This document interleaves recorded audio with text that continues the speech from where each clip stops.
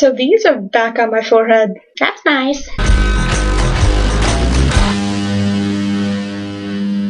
Right before I left for Colorado, I got Patti Smith's new album, Banga, and it's amazing. It's one of her more accessible albums, and I find that in the car I like listening to music more because we're moving, and the music has movement in it, especially Patti Smith's new album. And also, I read The Bell Jar while I was in Colorado. I found it more fascinating sometimes to read about this girl who was going completely insane and was so depressed that she could barely get out of bed, and I was going on these hikes through this tundra and through these mountains that were breathtaking, and I couldn't deal with that contrast. Sometimes I thought that I was distracting myself from the beauty of Colorado by being so focused on my music or being so focused on the books that I was reading, and I wasn't sure if that was positive or negative, because sometimes I feel like when I put my headphones on, I sort of enter my own world. When I'm in the car, I would rather have music playing than just be in silence with the rest of my family. I hear little arguments between my parents about, no, we should have gone right, why did you go left? I would rather hear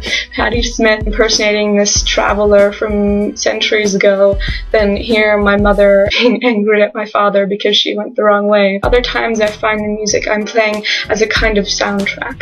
And so along with Patti Smith's new album, I was also listening to George Harrison's song Any Road, in which he says, if you don't know where you're going, any road will take you there. And of course that was what was happening, because I was in a car and I didn't really know where I was going, but I knew that the road that we were on would take us there. And of course it can be metaphorical, it can be literal, because once I'm out of college I imagined myself traveling in Indonesia with my friends from college and not knowing where we were going, but knowing that if we were on a road, it would take us somewhere. Along with music filling the silence or the void that I find, I also like listening to music because I feel more connected to the world when I listen to it, because I know that if I'm listening to Patti Smith's album, there's probably someone in India who could be listening to her album who has been listening to her stuff since the 70s. I don't know, but there is that possibility. I do know that these books that I'm reading, like The Bell Jar, have been read by people before and will be read by people to come. And I like to think that while I'm reading a book or I'm listening to music,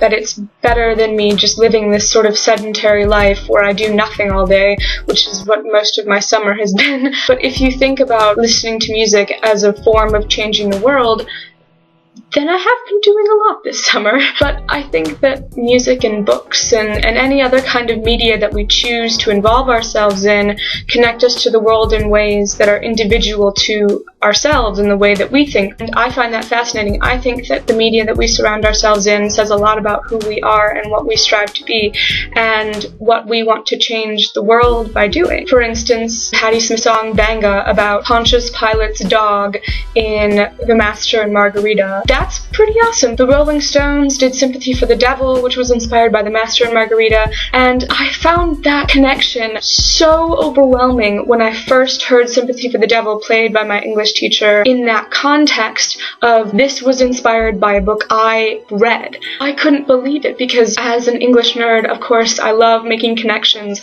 but making a connection to someone from the 70s who I've been listening to most of my life was amazing. And then when I heard Patti Smith's song, I felt this sort of connection to her that I wouldn't have felt otherwise, because we were connected by both having read this novel, both having been involved in Russian literature and loving it.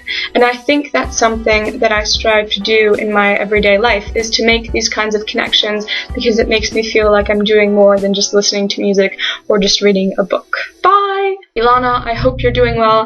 I hope that you're enjoying the beautiful rain we're having right now, because I know we've had many interesting adventures in the past few days that have been in the hot, hot sun, and it's nice to have rain.